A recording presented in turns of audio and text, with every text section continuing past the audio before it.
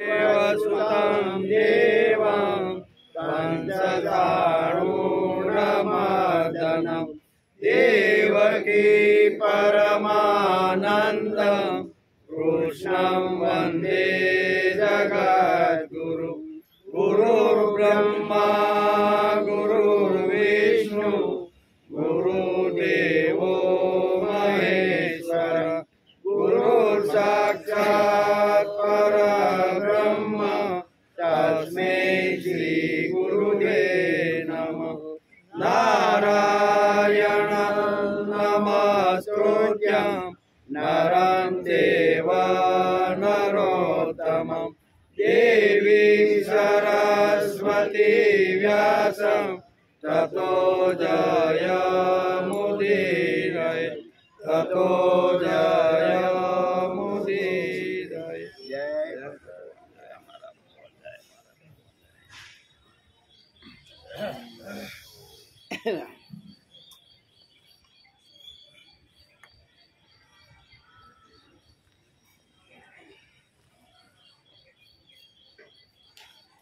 यावदेता निरीक्षेऽहं योद्धुकामानवस्थितान् केर्मया सह योद्धव्य अस्मिन् रणसमुद्यमे योत्स्यमानानवेक्षेऽहं य एतेऽत्र समागता धार्तराष्ट्रस्य दुर्बुद्धे युद्धे प्रियचिकीर्षव।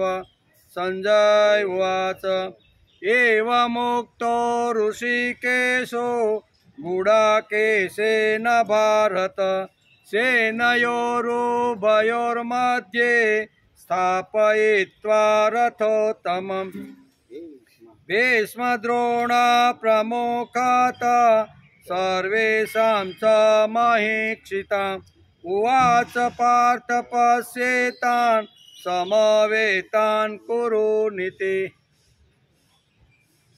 आज आपणे श्रीमद भगवद गीता नी शरूआत थई एनो 27मो दिवस है। आज गई काले आपणे श्रीमद भगवद गीता ना प्रथम अध्याय अर्जुन विषाद योगना 22मा श्लोक ने आपणे नमस्कार कर्या। यावदेता निरीक्षेयम ज्यां सुधी हूँ युद्ध क्षेत्र में ऊभो रहूँ अने बधाने सारी रीते न जोई लઉં ત્યાં સુધી તમે मारो रथ मध्य भाग में ऊभो राखो। ये 22मा श्लोकनो मुख्य जे बात हती ने एने आपणे गई काले समझवानो प्रयत्न कर्यो। भगवान ने ऑर्डर मार्यो अर्जुने के हवे मारो रथ मध्य भाग में लई जाओ अने विपक्षी एटले मारा विरोध में कोण कोण लड़वा माटे आव्या छे ए हूँ सारी रीते हूँ ले शब्द वापरो के सारी रीते न जोई लो त्यां सुधी मारा रथ ने तमे मध्य भाग में ऊभो राखो। आ श्लोक ने आपणे गई काले समझवानो प्रयत्न कर्यो। आजे श्रीमद भगवद गीता ना प्रथम अध्यायना 23मा श्लोकनो आज आपणे विचार करवानो छे। एमां व्यास लखे छे योत्स्यमानानवेक्षेऽहं य एतेऽत्र समागता धार्तराष्ट्रस्य दुर्बुद्धे युद्धे प्रियचिकीर्षव। एनु गुजराती थाय आखा शब्दनु। दुर्बुद्धि एटले दुष्ट बुद्धि दुर्बुद्धि एम। धार्तराष्ट्रस्य एटले दुर्योधननु। युद्धे एटले युद्धमां प्रिय चिकीर्षव एटले हित ईच्छनारा दुर्योधनना पक्षमां हित ईच्छनारा ए एटले जे ए ते एटले आ राजाओ अत्र एटले आ सैन्यमां समागत एटले आव्या छे। समागतनो अर्थ थाय के आ युद्धनी अंदर राजा दुर्योधननुं हित करवा माटे जे लोको आव्या छे। योत्स्यान मान न एटले युद्ध करवा उतावळा थयेला आ बधाने आ केवा छे बधा युद्ध करवानी उतावळ करवावाळा छे। अहम एटले हूँ अने अवेक्षे एटले जोई लो। શું કહે છે કે આ યુદ્ધ ભૂમિની અંદર અહીંયા દુર્યોધનનું કલ્યાણ કરવા માટે કેટલા રાજાઓ આવ્યા છે એ બધાને હું સારી રીતે જોઈ લઉં અને જ્યાં સુધી જોઈ લઉં ત્યાં સુધી મારો રથ તમે મધ્ય ભાગની અંદર ઊભો આ શ્લોકનો પણ ગયા શ્લોક જેવો થોડો ઘણો અર્થ એવી રીતનો આમાંથી નીકળે છે. હવે આ શ્લોકનું ભાષાંતર શું થાય તો આપણે જોઈ લઈએ. ધાર્ત રાષ્ટ્રસ્ય દુર્બુદ્ધે પ્રિય ચિકિત્સ. આ દુર્યોધનને દુષ્ટ બુદ્ધિવાળો કહીને અર્જુન એમ બતાવવા માગે છે કે આ દુર્યોધને અમારો નાશ કરવા માટે આ સુધી અનેક પ્રકારના ષડયંત્રો કર્યા. દુર્બુદ્ધિ શબ્દ અહીં વ્યાસે લખ્યો છે અને અર્જુન અહીંયા ધૃતરાષ્ટ્રના પુત્ર દુર્યોધન માટે દુર્બુદ્ધિ શબ્દ વાપરે છે. દુર્બુદ્ધિ શબ્દ શા માટે વાપર્યો તો અર્જુન કહે છે કે જે યુદ્ધની અંદર મારી સામે અહીંયા ધાતરાષ્ટ્રનો પુત્ર દુર્યોધન આવ્યો છે એણે ષડયંત્રો કરી અને અમને મારવામાં કંઈ બાકી રાખ્યું નથી. એમ કે કંઈ બાકી રાખ્યું નથી. અમને અપમાનિત કરવા અનેકવિધ પ્રવૃત્તિઓ પણ કરી છે. અમારું અપમાન થાય, અમારું નીચું થાય અથવા અમારું આવી રીતનું હનન થાય ને એના માટે અહીંયા દુર્યોધને કોઈ બાકી રાખી નથી.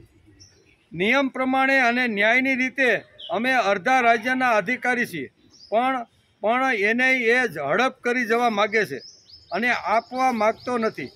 એવી તો એની દુર્બુદ્ધિ છે. તેથી આ શ્લોકની અંદર આજે આપણે દુષ્ટ બુદ્ધિ દુર્વૃત્ત બુદ્ધિ દુર્યોધનની કેવી છે એનું વર્ણન અત્યારે અર્જુન કહે છે.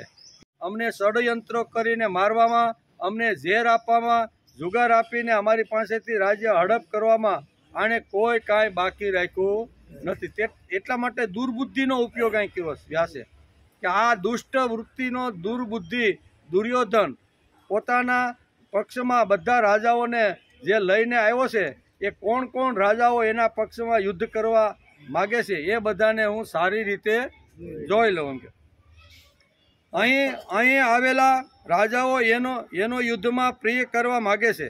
વાસ્તવમાં તો મિત્રોનું એક કર્તવ્ય છે કે તેઓ એવું કામ કરે એવી વાત બતાવે છે જેથી પોતાના મિત્રનું આ લોકમાં અને પરલોકમાં ભલું થાય.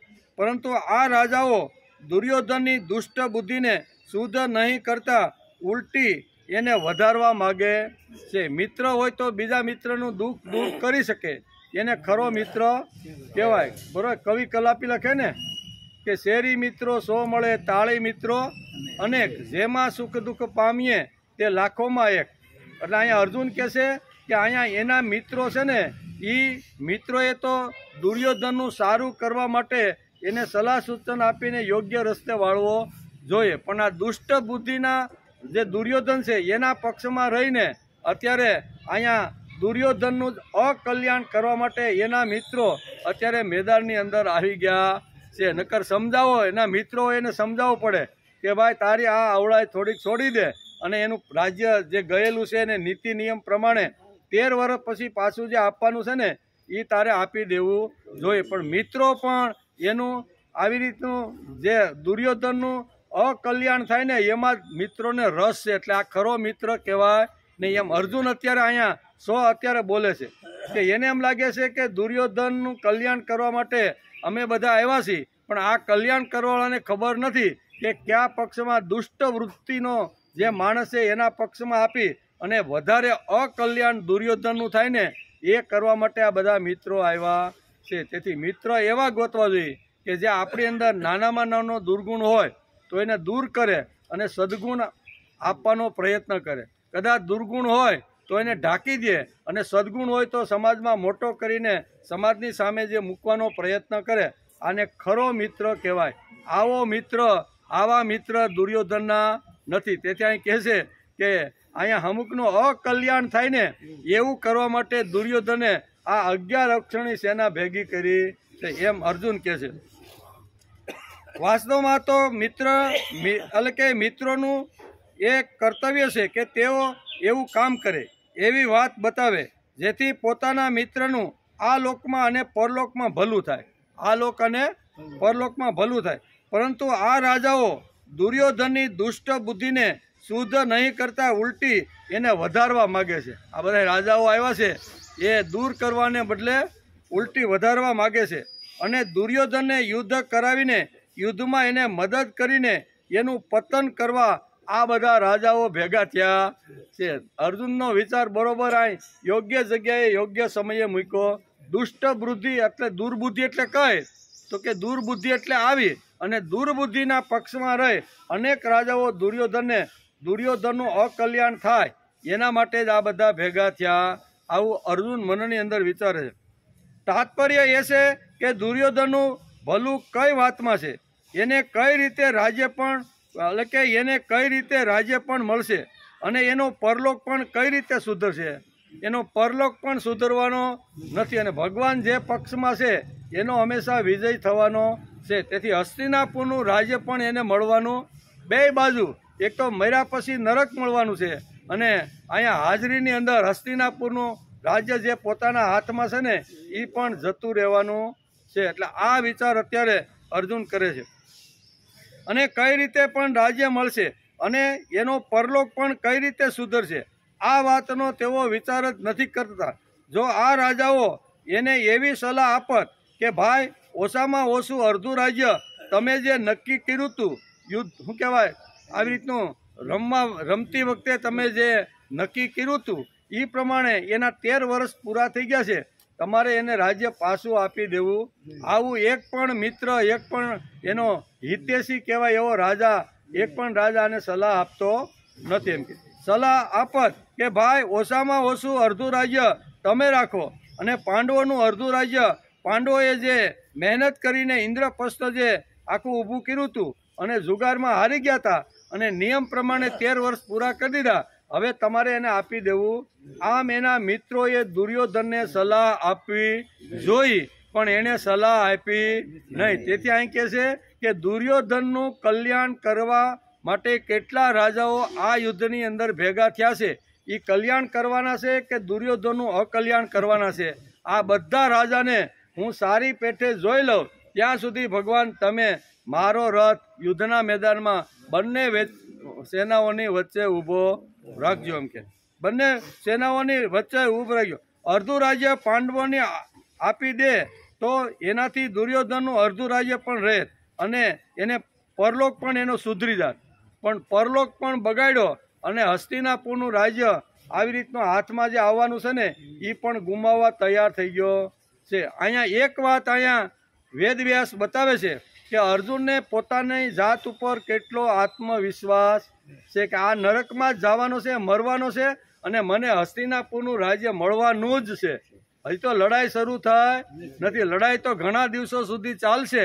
રિઝલ્ટ કયું આવે એ પણ અહીંયા આત્મવિશ્વાસથી અર્જુન અત્યારે કહે છે કે આ દુર્બુદ્ધિવાળો દુર્યોધન અત્યારે લડવા માટે એના મિત્રો સાથે તો ભેગો થયો છે પણ અડધું રાજ્ય પણ જવાનું છે અને હસ્તિનાપુરની પોતાની જે હસ્તગત જે ગાદી છે ને એ પણ જવાની છે અને નરકમાં પણ જવાનો.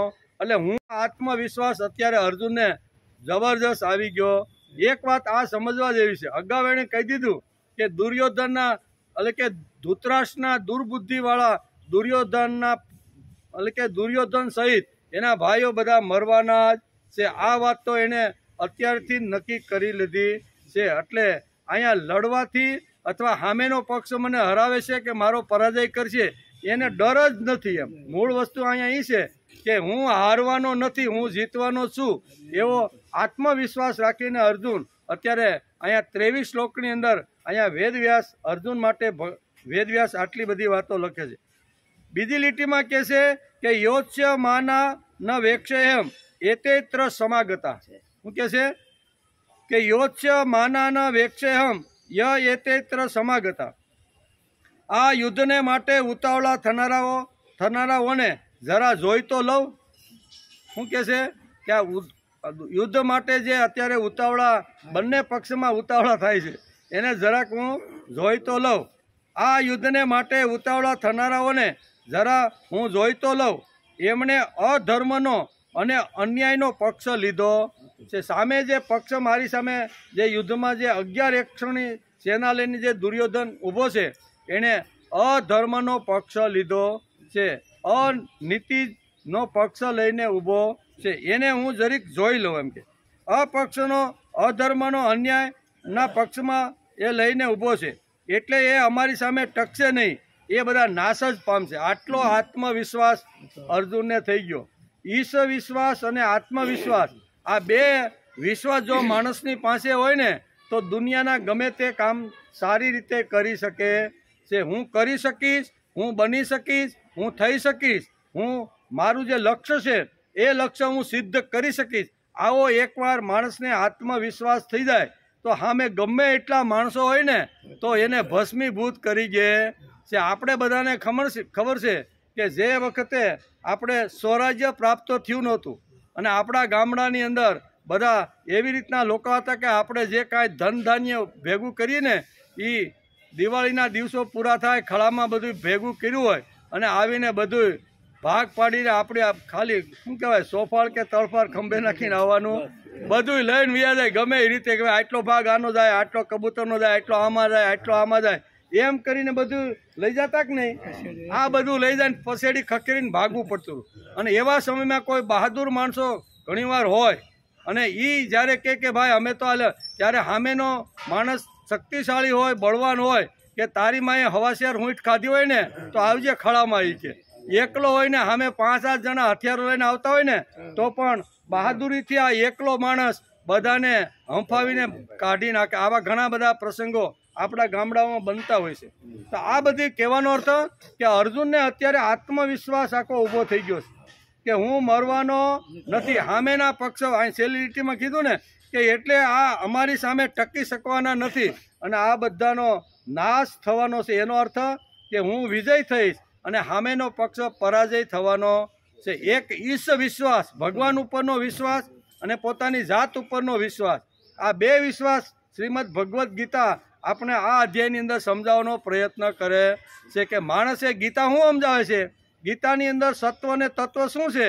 ગીતા આપણે આ વાત સમજાવે છે કે માણસ ભલે એકલો હોય, 7 અક્ષરની સૈન્ય હોય એની પાસે, સામેની પાસે ઘણું બધું મોટું 11 અક્ષરની સૈન્ય હોય, પણ એ બધાને હું ખતમો બોલાવી દઈશ. ભલે ગમે તેટલા હથિયારો સહિત આવા ગમે તેટલા મોટા યોદ્ધા હોય પણ મારી યુદ્ધની અંદર જીત થવાની. આ આત્મવિશ્વાસ ગીતા આપને સમજાવે છે.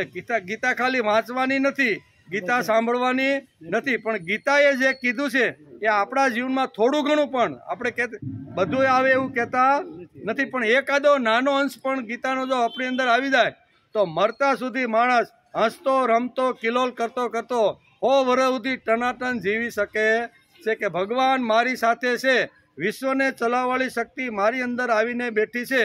હું નિસ્તેજ નથી, લાચાર નથી, દીન નથી, દુબળો નથી, કરી શકું છું, બની શકું છું, હરાવી શકું છું, જીત મેળવી અને હસ્તિનાપુરની ગાદી લઈ શકું છું. આ બધા મરવાના જ છે. આવો આત્મવિશ્વાસ અત્યારે અર્જુનના મનની અંદર ઊભો થઈ ગયો છે. એ 23મા શ્લોકમાં વેદવ્યાસે આ વાત બહુ સરસ રીતે સમજાવવાનો પ્રયત્ન કર્યો છે. આગળ કહે છે કે યોત્સ્ય માનાન, કહેવાનું તાત્પર્ય એ છે કે એમના મનમાં યુદ્ધની તડપ વધારે આવી રહી છે, એટલે જોઈ લઉં તો ખરો કે એના પક્ષમાં કોણ કોણ આવ્યા છે. આ આવનાર જે બધા છે ને એ બધા વાજિંત્રો વગાડીને આમ તેમ આડાહવડા યુદ્ધની આમ તરવરાટ હોય ને એવી રીતનું લાગે છે, પણ આ તરવરાટ કરતા રહેલા જે માણસો છે ને એને હું જરીક તો જોઈ લઉં કે આનો તરવરાટ કેટલો ને કેટલા સમય ટકે છે.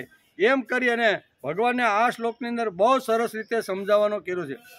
દુર્બુદ્ધિ દુર્યોધનનો યુદ્ધમાં હિત ઈચ્છનારા જે આ રાજાઓ આ સૈન્યમાં આવ્યા છે, યુદ્ધ કરવા ઉતાવળા થયેલા આ બધાને હું જોઈ લઉં ત્યાં સુધી મારો રથ તમે મધ્ય ભાગની અંદર ઊભો રાખો. આમ કરી અને આ શ્લોકની અંદર સરસ રીતે સમજાવવાનો પ્રયત્ન કર્યો છે. દુર્બુદ્ધિ દુર્યોધનો એટલે કે યુદ્ધમાં હિત ઈચ્છનારા જે એવા છે તેને સારી રીતે જોઈ લો. આમાં પહેલો શબ્દ છે યોત્ર એટલે કે યોત્સ્ય માનાન વેક્ષેમ. આ પહેલો શબ્દ શ્લોકની શરૂઆતની અંદર વેદવ્યાસે આ શબ્દ મૂક્યો છે. આ શબ્દ બહુવચન છે. કેવો બહુવચન? એટલે એક કરતાં વધારે જે લોકો હોય એને બહુવચન કહે છે. એટલે અહીં કહે છે કે યોત્સ્ય માનાન વેક્ષેહમ. આ શબ્દ બહુવચન છે. તેનું એક વચન થાય છે યુયુત્સાન. યુયુત્સાન એટલે એકલો, અને અહીંયા યોત્સ્યાત માનવ એટલે કે માનવ વેક્ષેહમ એટલે બહુવચન કીધું છે. એટલે અહીંયા દુર્યોધનનો પક્ષ લઈને લડવા માટે આવ્યા છે એટલે બહુવચન છે.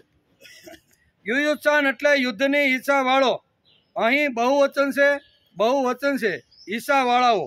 અર્જુન જેને જોવાની વાત કરે છે તેના મુખ્ય બે વિશેષણો છે. અર્જુન કોને જોવા માગે છે એવા બે વિશેષણો અહીંયા વેદવ્યાસે શ્રીમદ ભગવદ્ ગીતાના પ્રથમ અધ્યાયના 23 શ્લોકની અંદર 23મા શ્લોકમાં વાપર્યા છે. કયા બે વિશેષણો છે? અર્જુન જેને જોવાની વાત કરે છે તેના મુખ્ય બે વિશેષણો છે. પહેલું વિશેષણ છે યુદ્ધની ઈચ્છાવાળા. કેવું કે યુદ્ધની ઈચ્છાવાળા લોકો જે ભેગા થયા છે એ અહીંયા એક વિશેષણ છે. અને બીજું વિશેષણ દુર્બુદ્ધિ. દુર્યોધનની બુદ્ધિ કેવી છે? દુષ્ટ બુદ્ધિ છે, દુર્બુદ્ધિ છે, આવી અસત્ય બુદ્ધિ છે. દુર્યોધનનું હિત કરવામાં કેટલા લોકો આવ્યા છે એવા બે વિશેષણો વ્યાસે અહીંયા આ શ્લોકની અંદર વાપર્યા છે. અર્જુન અહીં કહે છે કે ધાર્ત રાષ્ટ્રસ્ય દુર્બુદ્ધે. શું શબ્દ વાપરો? ધાર્ત રાષ્ટ્રસ્ય દુર્બુદ્ધે. અર્જુન અહીંયા કહે છે કે ધાર્ત રાષ્ટ્રસ્ય દુર્બુદ્ધે. નામ એટલે પાડ્યું છે કે એ દુષ્ટ, એટલે કે જે ધૃતરાષ્ટ્ર છે એ દુષ્ટ બુદ્ધિનો છે. તેથી ધૃતરાષ્ટ્રસ્ય દુર્બુદ્ધે એટલે દુષ્ટ છે, દુર્બુદ્ધિ વાળો જે ધૃતરાષ્ટ્ર છે એનો પુત્ર.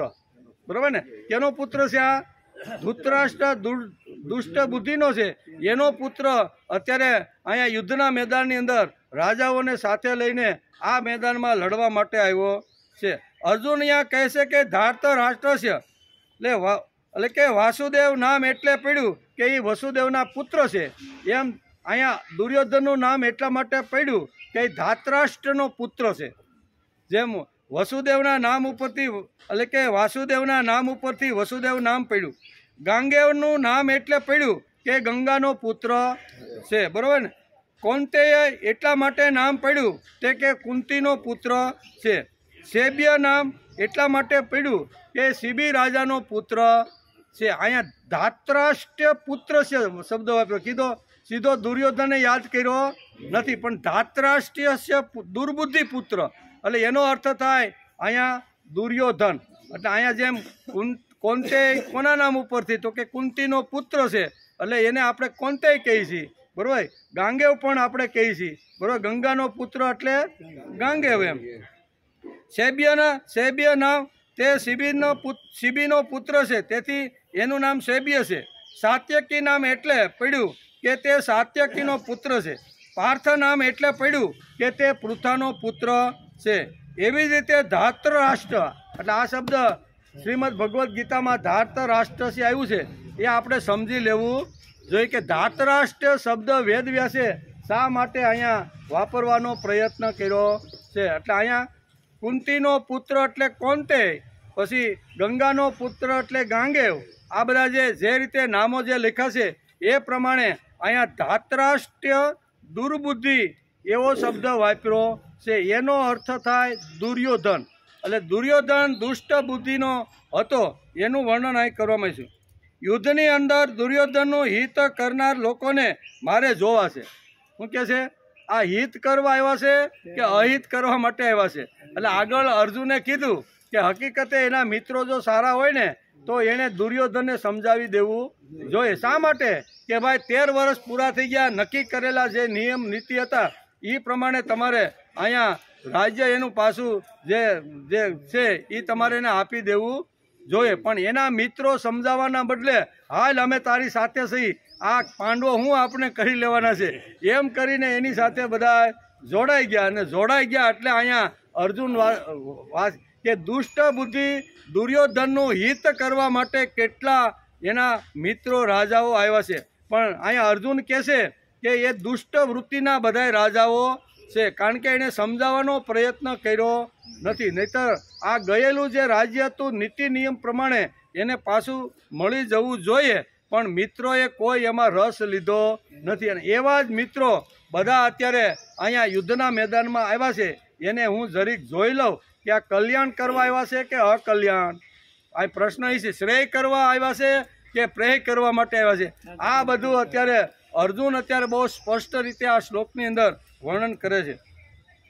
યુદ્ધની અંદર દુર્યોધનનું હિત કરનારા લોકોને મારે જોવા છે. જે દુર્યોધનના હિત માટે એકત્ર થયા છે તેને જોવા છે. કેવો દુર્યોધન છે? તો કે દુર્બુદ્ધિ, દુષ્ટ બુદ્ધિનો દુર્યોધન. આ એમ શબ્દ વાપર્યો છે ઘેરે ગીતા ખોલીને જોઈ લેજો કે દુષ્ટ બુદ્ધિ શબ્દ અહીંયા દુર્બુદ્ધિ એટલે દુષ્ટ બુદ્ધિ, ખરાબ બુદ્ધિ, બરાબર ને, એ શબ્દ અહીં વાપર્યો છે. કેવો દુર્યોધન છે કે દુર્બુદ્ધિનો એટલે કે દુષ્ટ વૃત્તિનો દુર્યોધન. આવું વ્યાસે પ્રથમ અહીંયા વિશેષણ દુર્યોધન માટે આ અધ્યાયની અંદર વાપર્યું છે. અહીંયા આ પ્રથમ અધ્યાયના 23મા શ્લોકની અંદર અહીંયા ધાર્ત રાષ્ટ્રસ્ય દુર્બુદ્ધે આવી રીતનું વિશેષણ વ્યાસે અહીંયા દુર્યોધન માટે વાપર્યું છે. તો દુષ્ટ બુદ્ધિ કોને કહેવાય, સત્વ બુદ્ધિ કોને કહેવાય, બરોબર, વિવેકી બુદ્ધિ કોને કહેવાય, આ બધી બુદ્ધિના અલગ અલગ પ્રકારો છે. એ બધા પ્રકારોમાં એક દુષ્ટ બુદ્ધિવૃત્તિનું પણ અહીં વર્ણન કરવામાં આવ્યું છે. દુષ્ટ બુદ્ધિ દુર્બુદ્ધિ દુર્યોધનને અર્જુને શા માટે કીધું ભાઈ, એને કીધું કામ ભાઈ? અહીંયા દુષ્ટ બુદ્ધિનો દુર્યોધન અત્યારે 11 અક્ષરની સૈન્ય સાથે યુદ્ધની અંદર આવ્યો છે. તો આવો દુષ્ટ બુદ્ધિનો દુર્યોધન એવું અર્જુને અહીંયા દુર્યોધન માટે વાક્ય શા માટે વાપર્યું, એનો પણ આપણે આજે વિચાર. 3 ઉપદેશો હોઈ શકે. કેટલા? આ દુષ્ટ બુદ્ધિનો દુર્યોધન અત્યારે મારી સામે જે લડવા માટે જે ભેગો થયો છે ને, એના અહીંયા 3 ઉપદેશક વાક્ય હોય શકે. એમાં એ આપણે જોવું પડે. પહેલી વાત છે, પાંડવનો નાશ કરવા માટે, વિનાશ કરવા માટે અનેક ષડયંત્રો દુર્યોધને વાપરે છે. તેથી અહીંયા દુર્યોધને અર્જુનને દુષ્ટ બુદ્ધિનો વાપર્યો છે. કેવો કે ષડયંત્રો એટલા બધા કર્યા છે કે પાંડવો કોઈ પણ રીતે ખલાસ થાય અને હસ્તિનાપુરની ગાદી કાયમ આજીવન અમારા પરંપરામાં અમારા પુત્રો થાય એનામાં આ બધું રહેવું છે. એના માટે પાંડવોને મારવા માટે કોઈ વસ્તુ એણે બાકી રાખી નથી. એટલે અહીંયા અર્જુનના મનની અંદર જેટલા દુષ્ટ બુદ્ધિ દુર્યોધને અહીંયા અમને મારવા માટે જેટલા પ્રયત્નો કર્યા હતા, એ પ્રયત્નો યાદ કરી અને મનની અંદર કહે છે કે આ દુષ્ટ બુદ્ધિનો છે. શા માટે? તો કે અમને મારવા માટે અનેક ષડયંત્રો આ દુષ્ટ બુદ્ધિના દુર્યોધને કરેલા હતા એમ કે. એટલે પહેલી વાત આ કે પાંડવોનો નાશ કરવા માટે, પાંડવોનો વિનાશ કરવા માટે અનેક ષડયંત્રો દુર્યોધને કર્યા છે. કેટલાય ષડયંત્રો દુર્યોધને રચેલા છે. કોઈ એટલા બધા ષડયંત્રો રચ્યા છે, પણ ભગવત કૃપાથી પાંડવોને ઊની આંચ આવી નથી. જે ષડયંત્રો મારવા માટે એને અનેક કર્યા છે, પણ બધા ષડયંત્રોમાંથી ભગવાને એને હેમખેમ બચાવી લીધા છે. એટલે આ કરેલા જેટલા ષડયંત્રો અહીંયા કર્યા હતા એ બધા અત્યારે અર્જુનને યાદ આવે છે. તેથી આ ષડયંત્ર કરવાવાળો કોઈ સારી બુદ્ધિનો હોઈ શકે નહીં. બીજાને મારી અને પોતાનું નથી એ કરી લેવું, બીજાને મારીને પોતાનું કરી લેવું, આને દુષ્ટ બુદ્ધિનો માણસ કહેવામાં આવે છે. તેથી વ્યાસ લખે છે કે એના 3 કારણો હોઈ શકે એમ મહાભારતમાં લખ્યું છે.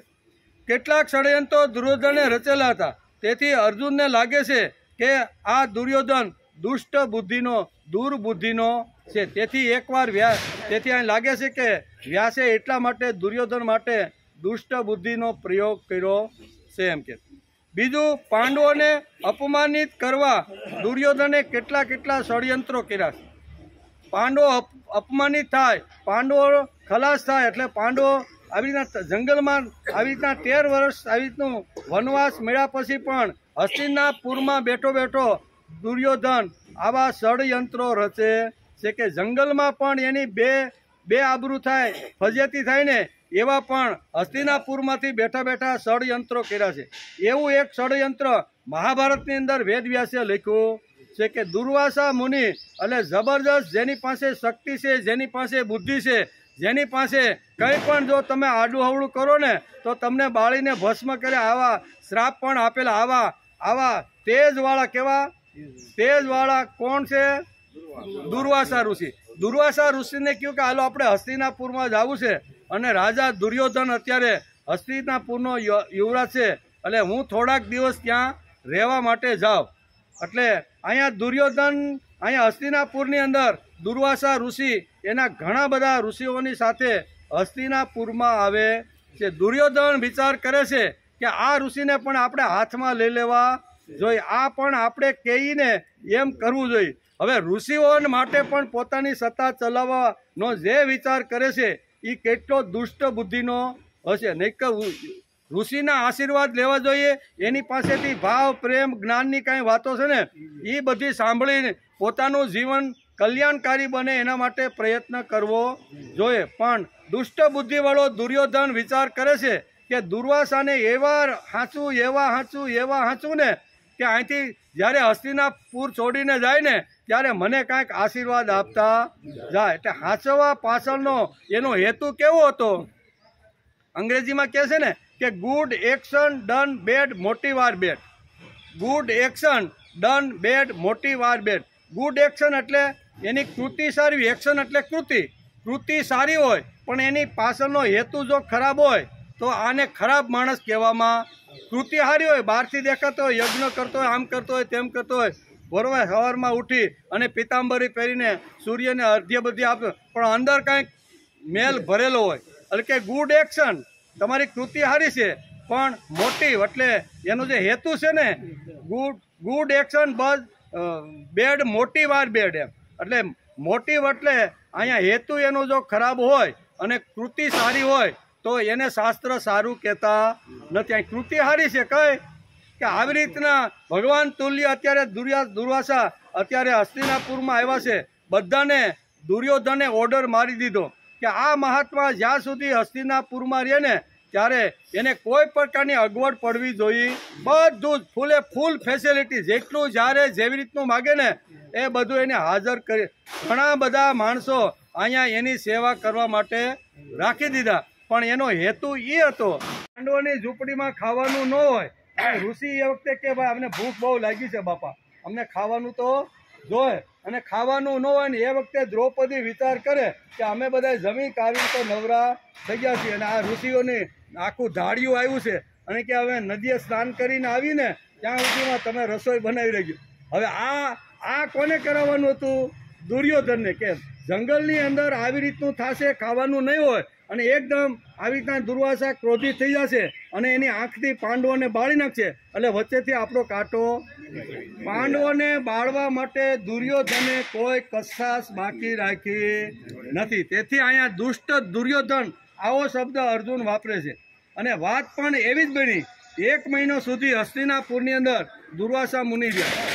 દુર્વાસા મુનિ દુર્યોધનની સેવાથી એટલા બધા પ્રભાવિત થઈ ગયા કે આ રાજાને તો મારે કાંઈક આપવું તો જોઈએ. અને પછી જતી વખતે દુર્યોધન પગે લાગે છે, આશીર્વાદ મેળવી લે છે અને આશીર્વાદ મેળવ્યા પછી એમ કહે છે એનું કાંઈ શ્રેય થાય ને એટલા માટે તમે જેવી રીતે મને દર્શન આપ્યા ને મારી ત્યાં રોકાણા ને એવી રીતે એની ત્યાં તમે રોકાવા માટે જાઓ. આ તમારે મને આપવાનું હોય ને તો આવો આશીર્વાદ આપો. અહીંયા કાંઈ વાંધો નહીં ભાઈ, તને જેટલો પ્રેમ કર્યો, તારી ત્યાં એટલું ખાધું પીધું ને એટલા દિવસ હું ત્યાં પાંડવોની પાસે પણ જઈને રહીશ.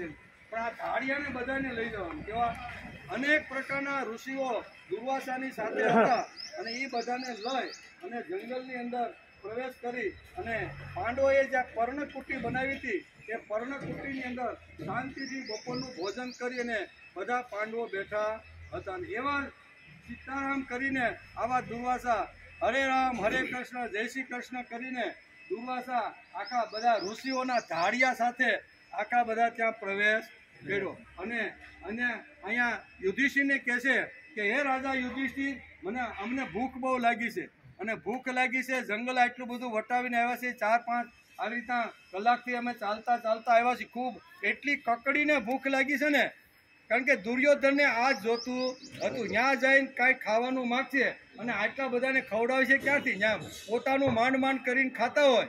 હવે એને અને એમાં જો ક્રોધે આવી જાય અને ન્યાન જો પાંડવોને ખલાસ કરે તો આ કાંટો નીકળી જાય.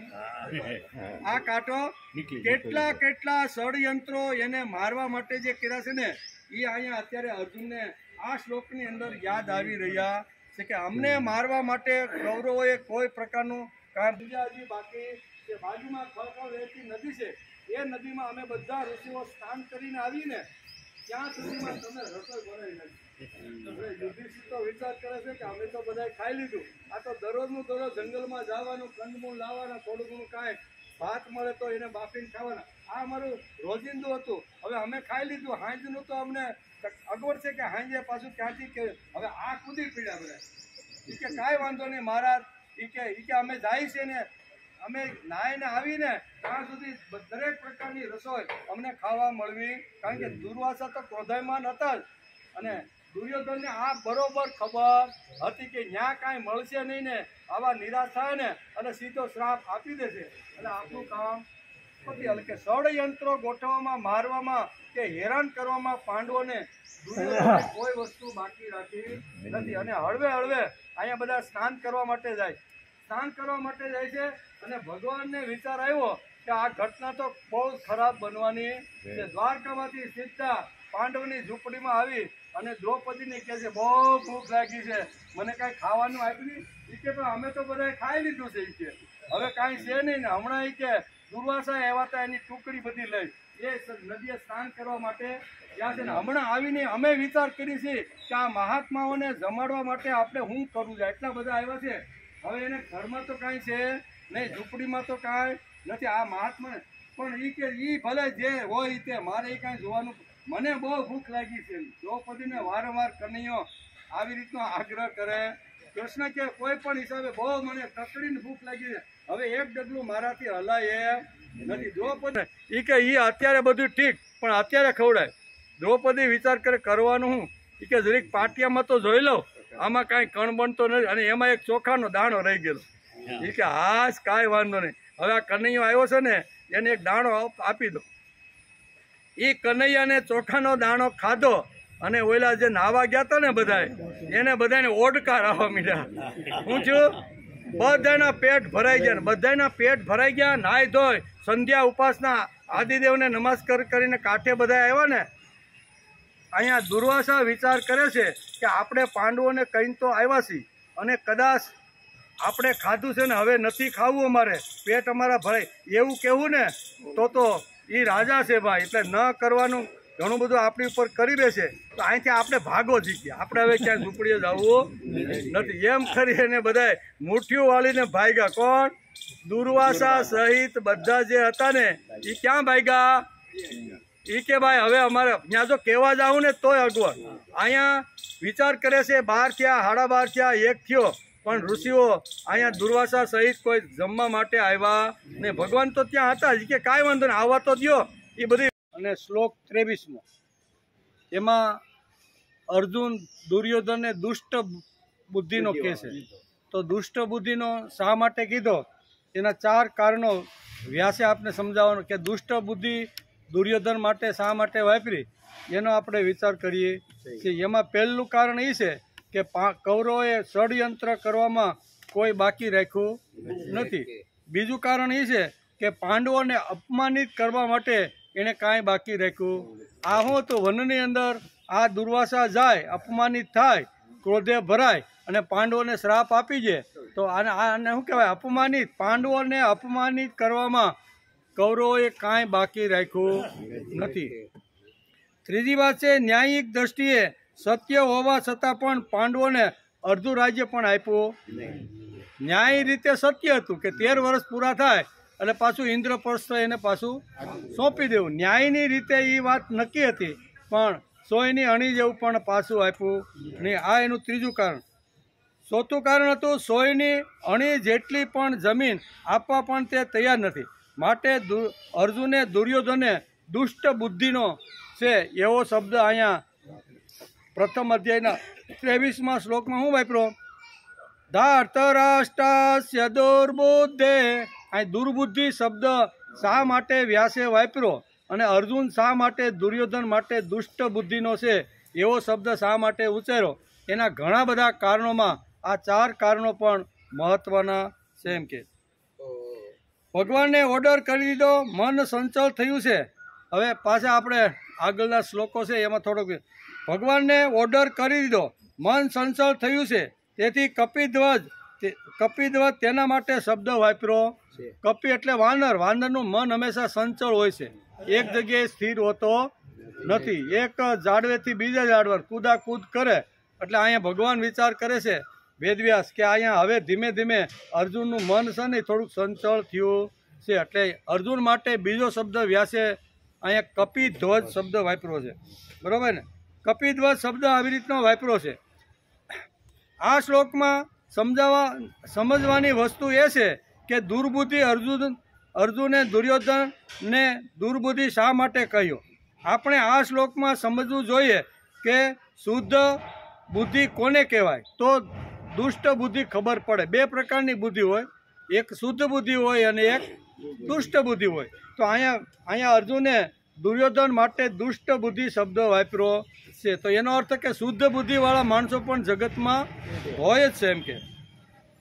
એટલે કે ધૃતરાષ્ટ્રનો પુત્ર દુર્યોધન એવું સીધું વેદવ્યાસે આ શ્લોકમાં સીધું લખ્યું હોત તો ન હાલત, પણ એવું લખ્યું અહીંયા આગળ વિશેષણ લગાડ્યું. દુર્યોધન કેવો છે?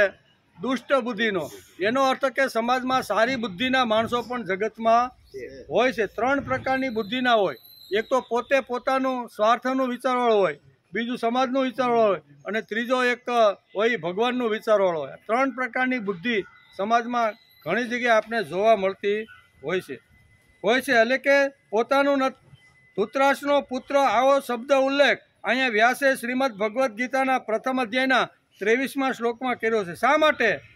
તો કે ધૃતરાષ્ટ્રનો પુત્ર દુર્બુદ્ધિ જ હોઈ શકે, એ કોઈ દી હારી વૃત્તિનો હોય ન શકે. શા માટે?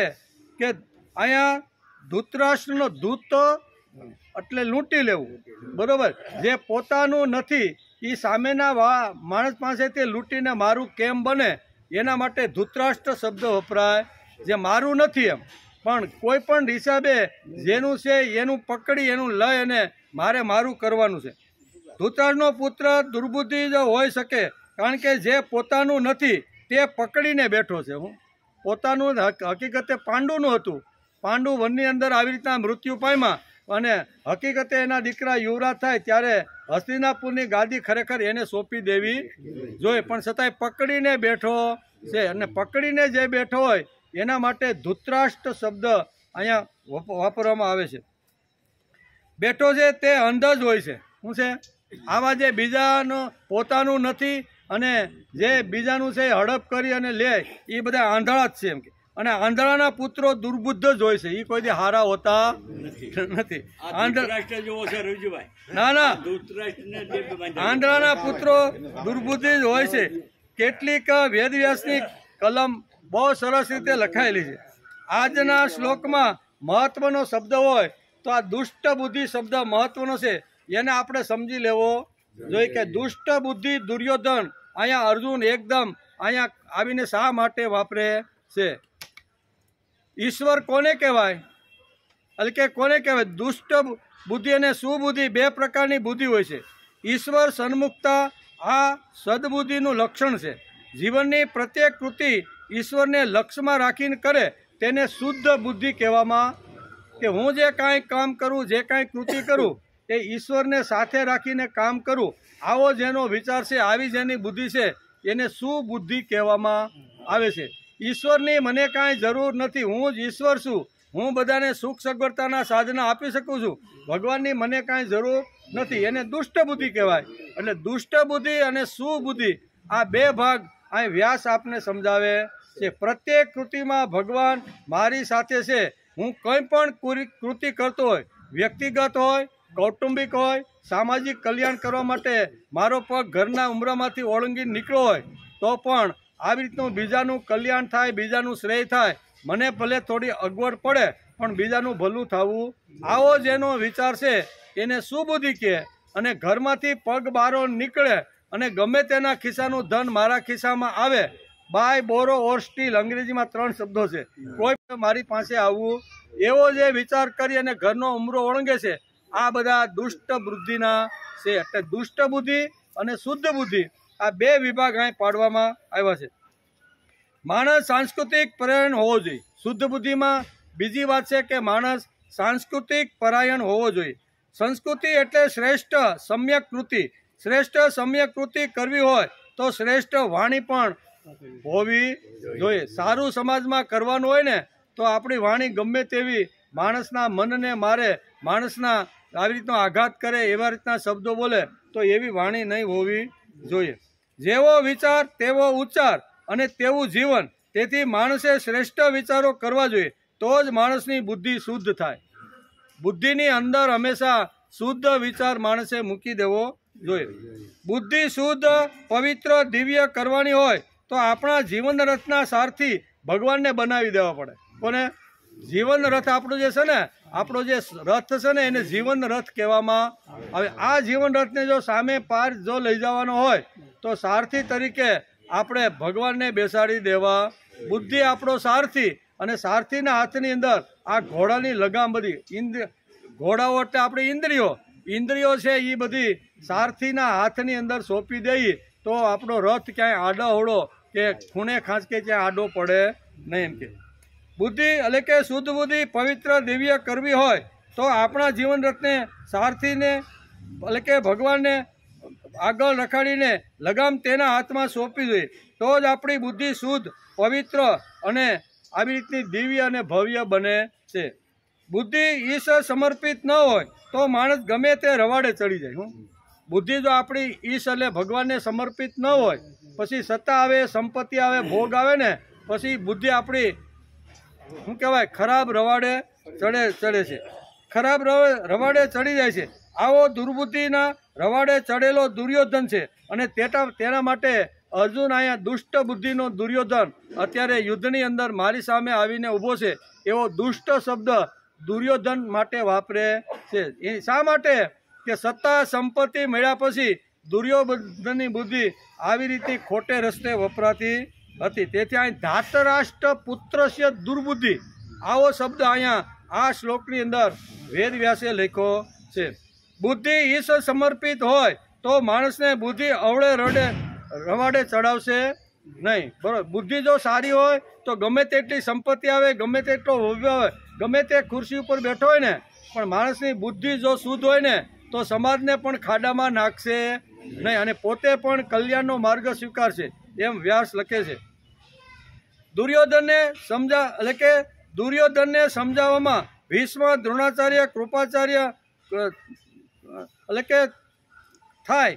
એટલે આ કહેવાનો અર્થ કે દુર્યોધનને સમજાવવા માટે અહીંયા પિતામહ ભીષ્મ, દ્રોણાચાર્ય જેવાનું પણ કાંઈ હાલ્યું નથી. એટલે કેટલો દુષ્ટ બુદ્ધિનો માણસ હશે, નકર પિતામહ ભીષ્મ એટલે પવિત્ર અને એનું તીર્થ લઈને આવી રીતનું શરણામત લેવા જવા મહાપુરુષો છે. દ્રોણાચાર્ય પણ એવા છે, પણ દ્રોણાચાર્યની અને પિતામહ ભીષ્મની એક પણ વાત એણે માની નથી. એની સાથે રહેવા છતાં, હસ્તિનાપુરમાં સાથે રહેવા આવા મહાપુરુષોની એક વાત પણ માનવા તૈયાર નથી. તેથી અહીંયા અર્જુન એના માટે દુષ્ટ બુદ્ધિનો વાપરે કે આવા મહાત્માઓ જ્યારે કલ્યાણનો માર્ગ એને બતાવતા હોય, શ્રેયનો માર્ગ બતાવતો હોય, પવિત્ર જગ્યાએ જવા માટેનો રસ્તો જો ચિંતા હોય તો એનું અનુસરણ કરવું જોઈએ. પણ દુર્યોધને આ મહાત્માઓની એક પણ વાત માની નથી. તેથી અહીં કહે છે કે ધાર્તરાષ્ટ્રાસ્ય દુર્બુદ્ધે, શું કહે છે? આવા ધાતરાષ્ટ્રના દુર્બુદ્ધિના જે પુત્ર દુર્યોધન છે એ અત્યારે મારી સેનામાં 14 અક્ષરની સેના, 11 અક્ષરની સેના લઈને આવી ગયો છે. જરીક એને હું જોઈ તો લઉં કે લડવા આવ્યો છે ત્યારે એની બુદ્ધિમાં કાંઈ ફેરફાર થયો છે કે પહેલાં જેવો એવો ને એવો છે. એટલે જ્યાં સુધી હું બરોબર નિરીક્ષણ ન કરું ને ત્યાં સુધી મારો રથ મધ્ય ભાગમાં આ સેનાને જોવા માટે તમે ઊભો રાખજો. એટલે કે દુર્યોધનને સમજાવવામાં ભીષ્મ, દ્રોણાચાર્ય પણ ટૂંકા પીડ્યા છે. આ કેટલી એની દુષ્ટ બુદ્ધિ છે. કૃપાચાર્ય પણ એને સમજાવી શક્યા નથી. આ બધાના વિચારોને ખાઈને ઘોળીને પી ગયો છે કે તમારે જે બોલવું હોય બોલો, પણ હું તો મારા મનમાં આવે એમ જ કરવાનો છું. આટલી દુષ્ટ બુદ્ધિ હોવાથી અહીંયા અર્જુન એના દુષ્ટ બુદ્ધિનો કરીને યાદ કરે છે. માણસને આંજી નાખે તેવી તેની બુદ્ધિ હતી, પણ બુદ્ધિ કેવી હતી? દુષ્ટ. ગમે ત્યાં જાય ને, નકર 11 અક્ષરની સેના ભેગી કરવી એ નાકે દમ આવી જાય. જે વખતે અહીંયા કે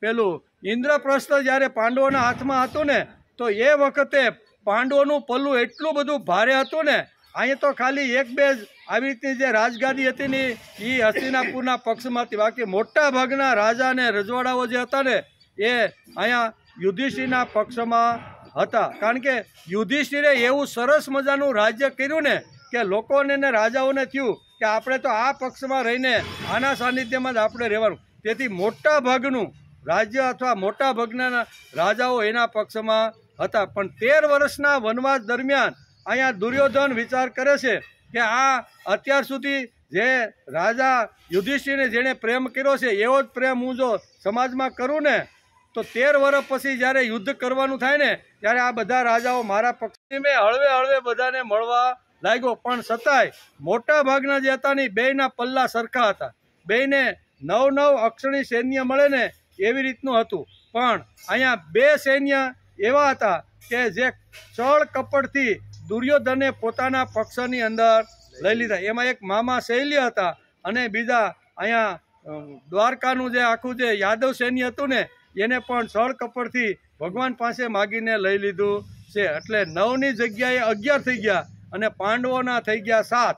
બરોબર ને? આ નકર આપણે મહાભારત વાંચીએ ને તો ઓરિજિનલ વસ્તુ આ હતી એમ, પણ આ 11 થયાનું કારણ શું છે? એના કારણ છળ કપટ કરવામાં એને કાંઈ બાકી નથી રાખ્યું. અમારા સગા મામાને પણ રસ્તાની અંદર ભોળવી પટાવી અને પોતાના પક્ષમાં લઈ લીધા. એટલે આ કાંઈ બાકી નથી. એવો દુષ્ટ બુદ્ધિનો દુર્યોધન અત્યારે કુરુક્ષેત્રમાં મારી સામે આવ્યો છે તો હું જરાબર જોઈ તો લઉં, પછી આના દર્શન મને થવાના. કારણ કે ગાંડીવમાં અને મારા કાંડામાં અને મારા સારથીમાં એટલી બધી તાકાત છે ને કે આ ગમે તેટલા દિવસ યુદ્ધ હાલે તો આ દુષ્ટ બુદ્ધિના દુર્યોધનના 11 અક્ષરની સૈન્ય મરવાનું ને છેલ્લી લીટીમાં કહી દીધું. બરોબર કે આ બધું જોઈ લઉં. પછી અહીંયા કહે છે કે 24 દુર્યોધનને સમજાવવામાં ભીષ્મ, દ્રોણાચાર્ય, કૃપાચાર્ય કોઈ બાકી વાત રાખી નથી, પણ દુર્યોધને એક પણ વાત તેની માની નથી. 24 કલાક સાથે રહેવાળો કર્ણ પણ આવી રીતનો થઈ ગયો, એની પણ વાત માનવા તૈયાર નથી. બરોબર? એટલે કે ચિકિત્સા ઉપરથી ચિકિત્સા શબ્દ આવ્યો છે. શ્રીમદ ભગવદ્ ગીતામાં અર્જુન દુર્યોધનને દુર્બુદ્ધિ કહે છે. દુર્બુદ્ધિનો બીજો અર્થ થાય છે મૂર્ખ. કેવો? દુર્બુદ્ધિનો બીજો અર્થ કરી તો થાય કે આ મૂર્ખ માણસ હવે સુધરો છે કે નહીં, એ જરીક હું એને જોઈ લો. દુષ્ટ બુદ્ધિ તો હતી જ, મૂર્ખો હતો, પણ મૂર્ખમાંથી સજ્જન થયો છે કે કેમ એ જરીક હું જોઈ લઉં. શ્રીમદ ભગવદ્ ગીતામાં અર્જુન દુર્યોધનને દુષ્ટ બુદ્ધિનો કહે છે. દુષ્ટ બુદ્ધિનો બીજો અર્થ થાય છે મૂર્ખ. આ મૂર્ખે કેટલા રાજાઓને ભેગા કર્યા છે તે હું જરીક જોઈ લો. આ મૂર્ખો, બરોબર ને? એટલે મૂર્ખ રાજા વાજાને વાંધા, એનું કાંઈ નક્કી ન હોય, એ કેવી રીતના કરે. એટલે કે આ જે રાજાઓ બધા જે છે ને એ બધા રાજાઓ આને જે મદદ કરવા માટે આવ્યા છે ને એ બધા મૂર્ખા છે કે કોઈ સજ્જન છે એને હું જરીક જોઈ લઉં. તેથી પાંડુરંગ શાસ્ત્રી ઘણીવાર પોતાના પ્રવચનમાં એ કાંઈ મૂર્ખાઓનું એક દ્રષ્ટાંત આપે છે. બરોબર ને? અને એમાં પછી બિરબલ ને બાદશાહ હોય અને પછી તો એ જોડી એવી જામે કે જમાવ જઈ. તેથી અહીંયા શાસ્ત્રકારો લખે છે કે જીવંતોપી મૃત પંચ. શું કે છે? જીવંતોપી મૃત પંચ વ્યાસે ન પરિકીર્તિતા. વ્યાસ બોલે છે. શું કે છે? જીવંતોપી મૃત પંચ વ્યાસે ન પરિકીર્તિતા દરિદ્રો વ્યાધિતો મૂર્ખ પ્રવાસી નિત્ય સેવકા. આ 5 જણા છે ને કાયમ માટે મરેલા છે. જીવતા હોય તોય મરેલા. કેવા? જીવતા હોય ને તો એ મરેલા છે એમ વ્યાસ કે છે. કોણ? જીવંતોપી મૃત પંચ, જીવે છે છતાં મરી ગયેલા છે. બરોબર? કોણ કે છે?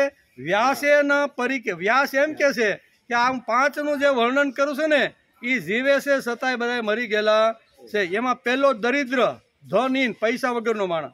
બીજો વ્યાધિ, પથારીમાં પડ્યો હોય, 15 વર્ષથી રીબાતો હોય, એ જીવતો હોવા છતાંય મરી ગયેલો છે. ત્રીજો મૂર્ખ પણ મરી ગયેલો છે. અને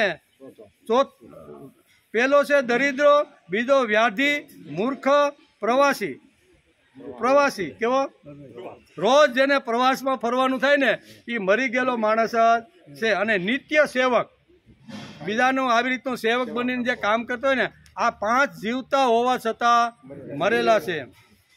ધનહીન, બીમાર, મૂર્ખ એટલે દુર્બુદ્ધિનો, મુસાફિર એટલે કાયમનો ફરવાવાળો, અને સેવક, આ 5 જણા જીવતા હોવા છતાં મરેલા છે. આમ વ્યાસ ભગવાને લખ્યું છે. એમ કે મૂર્ખ એટલે કે દુર્બુદ્ધિનો કોણ? એકવાર બાદશાહે બિરબલને કીધું. હવે એક વાર્તાના રૂપમાં આપણે મૂર્ખ દુર્બુદ્ધિનો કોને કહેવાય ને એ જરીક આપણે સમજી લઈ. પાંડવને કીધું કે બિરબલ કેમ? તો કે જહાંપાન બધાય મજામાં છે. તો બાદશાહ કે કામ કરો ને, આમાં તો દુનિયામાં તો ઘણા બધા મૂર્ખો છે, પણ મને 7 મૂર્ખા તમે લાવી આપો. કેવા? નકર આખા એક બુક આખી છે, એનું નામ છે મૂર્ખા હોય, એમાં 100 મૂર્ખાઓનું આખું વર્ણન કર્યું છે, બરાબર. તો એ કે તમે જગતમાં ફરો, સવારે નીકળો અને સાંજે પાછો દિવસ આથમે ને ત્યાં સુધી તમે આવા 7 મૂર્ખાને પકડી અથવા એના નામ સરનામા લઈને મારી પાસે આવી જાઓ. બિરબલ કે કાંઈ વાંધો નહીં, જહાંપાન આવી આપની જેવી આજ્ઞા, એમ કરી અને બિરબલ નીકળે છે. હવે બિરબલ નીકળે છે તો રસ્તાની અંદર થોડેક દૂર જાય છે તો એક ઘોડી ઉપર એક માણસ બેઠો હોય છે અને ઘોડી ગર્ભવતી હોય છે. એટલે એને થોડા સમય પછી એને ત્યાં બાળકનો જન્મ થવાનો હોય છે. ગર્ભવતી હોય છે, માણસ ઉપર માથે બેઠો છે અને માથે ઘાસની ગાહડી છે. કેવી? ઘોડી ઉપર રાખી, ઘોડીના આગળના ભાગમાં રાખવી જોઈએ ને, એને બદલે એ માણસ ઘાસની ગાહડી માથે રાખી અને હાલ્યો જાય છે. બિરબલ વિચાર કરે છે કે આને જરીક પૂછી લો કે ભાઈ તમે કોણ છો, ક્યાંથી આવો છો, શું કરો છો. એટલે બિરબલે બધું પૂછ્યું તો કે ભાઈ હું ખેતરે ગયો તો આ ઘોડી ગર્ભવતી છે, એટલે એને અગવડ ન પડે એટલે ઘાસની ગાડી મેં લીધી અને મેં મારા માથા ઉપર રાખી દીધી, એટલે એને વજન ન લાગે. ક્યાં બેઠો છે? ઘોડા ઉપર બેઠો છે, મારી ઘોડીને વજન ન લાગે એટલે મેં ઓલા બિરબલે પૂછ્યો ગાડી માથે કેમ લીધી, તમે જરીક મૂકી જો નહીં. એ કે ના ના, મારી ઘોડી ગર્ભવતી છે ભાઈ, એને ભાર લાગવો જોઈએ.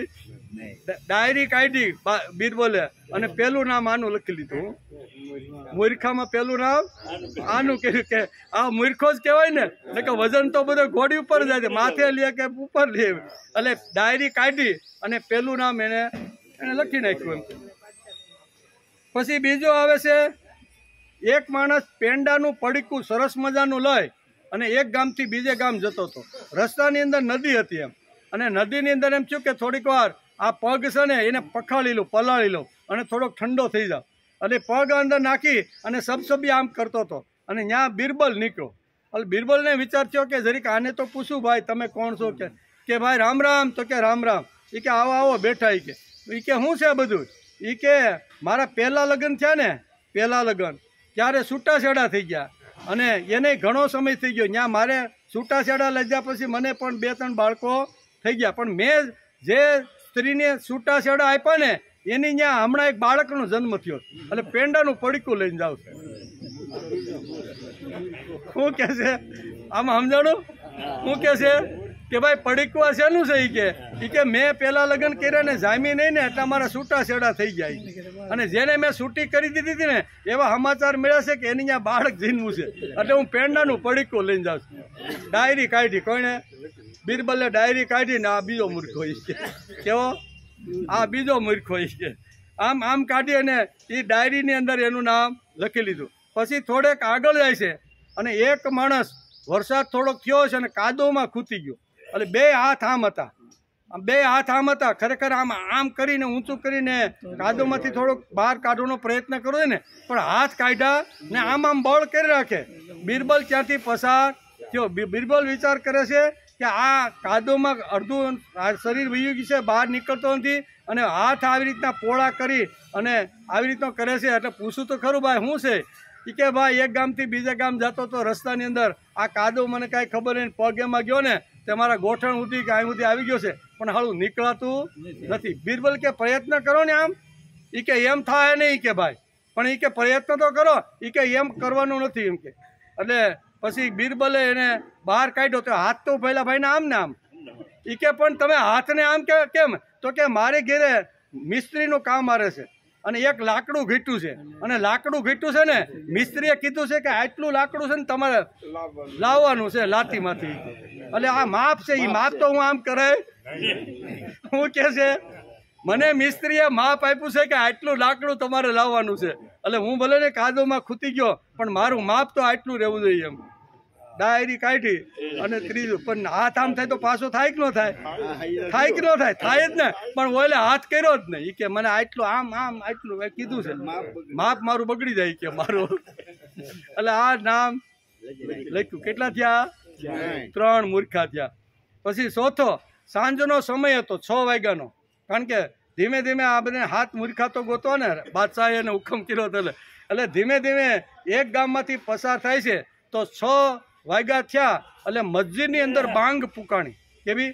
જોર જોરથી માઇકની અંદર એક બાંગ એક આવી રીતના હતા, એને પોકાર કર્યો, બાંગ બંધ થઈ ગઈ અને એક મસ્જિદમાંથી માણસ નીકળ્યો અને એ સમયે બિરબલ પણ ત્યાંથી પસાર થાય છે. એ માણસ નીકળ્યો અને દોડવા જ માંડ્યો, કાંઈક સીધો જેવી બાંગ પૂરી થઈ અને મસ્જિદમાંથી બહાર નીકળ્યો એટલે માંડ્યો દોડવા. અહીંયા બિરબલ વિચાર કરે છે, દોડે છે, એણે થોડીક ઝપટ કરી, કોઈને વધારે, અને એ ભાઈને પકડ્યો. એમ એ કે ભાઈ તું આ બાંગ અંદર પૂરી થઈ ગઈ ને દોડીને જાશો ક્યાં?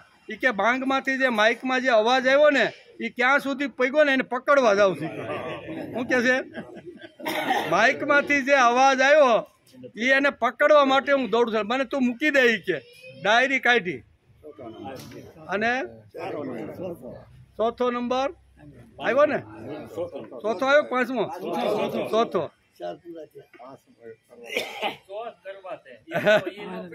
ઉભો રહી ગયો, પડવાનો સમય થયો. પાંચમું શું આવે છે? પાંચમા મૂર્ખને ગોતવાનો નથી. એ કાંઈ બાંગ તો પુકારાઈ ગઈ અને હવે કે હવે ધીમે ધીમે નગરી તરફ જાઓ. તો નગરી તરફ જતા હતા, સાંજના 6:30નો સમય, અને હનુમાનજીનું એક મંદિર આવ્યું. અને હનુમાનજીનું મંદિર આવ્યું અને એની બાજુમાં બે લઠ્ઠાપટ્ટા જોર જોરથી બગડે છે, લોહી લુહાણ થઈ ગયા ત્યાં સુધી. બિરબલ તો દોડતો દોડતો જઈને બેને છૂટા પાડ્યા. એ કે ભાઈ તમે ઝઘડો છો શા માટે? આ બધા તમારા ચીરા પડી ગયા. એ કે ઝઘડવાનું કારણ નહીં પૂછે. કે પણ કારણ શું છે? એ કે હમણાં હનુમાનજીની આરતી થવાની. હનુમાનજીની આરતી થાય, અમે હનુમાન ચાલીસા બોલશું, હનુમાનજી પ્રસન્ન થાય, બરાબર ને? પ્રસન્ન થાય એટલે અમે અલગ અલગ પ્રકારની માગણી કરવા માટેના નક્કી કરીને બેઠા છીએ. પેલો એમ કે છે, પેલાને પૂછે છે બિરબલ કે ભાઈ તારી શું ઈચ્છા છે?